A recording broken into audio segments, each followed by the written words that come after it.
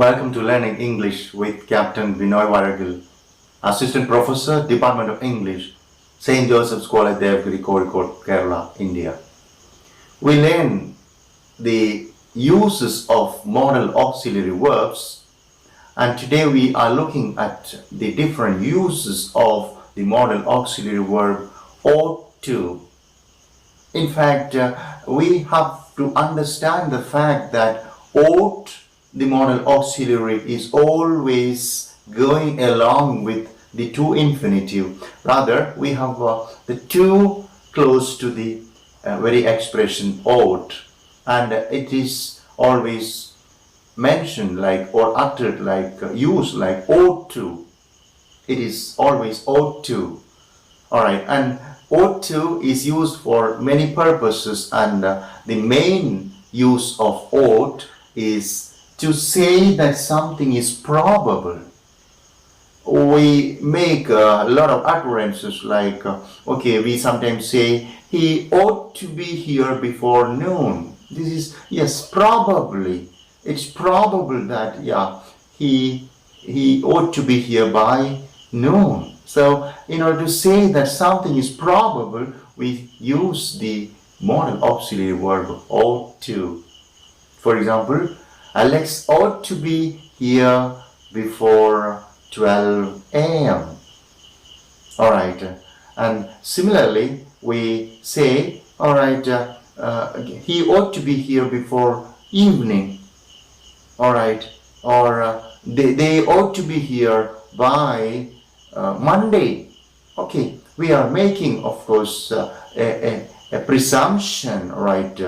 Yeah, it's probable, right? It's probable. So to say that something is probable, we depend on the modal auxiliary verb ought to. Now let's move to the second use of the modal auxiliary verb ought to. And ought to is used to express obligation or duty. We are obliged to do something. It's our duty.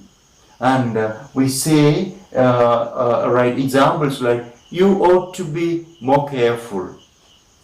Alright, your carelessness is causing some troubles in your personal life. You ought to be more careful. You ought to be more careful. You ought to do this in a very, very sincere way. You ought to do this in a sincere way.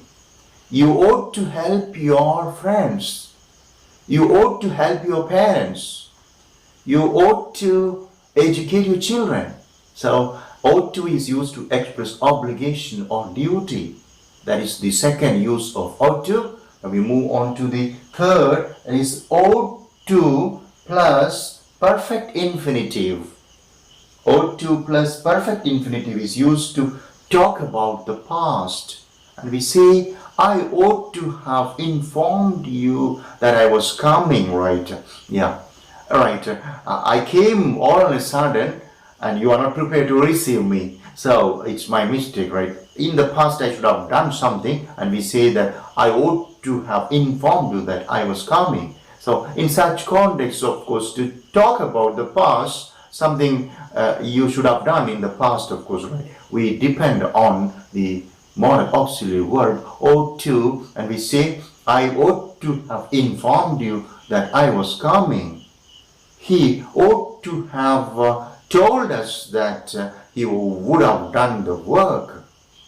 Alright, or rather, of course, we can say that Gopal ought to have informed us that he was sending the courier. Alright, okay, so these are the three important uses of ought to, and let us just consolidate and conclude. Ought to, number one, is used to say that something is probable. Ought to is used to express obligation or duty, and ought to plus perfect infinitive is used to talk about the past. This is all we have to learn about the different uses of ought to. Thank you very much for listening. May God bless.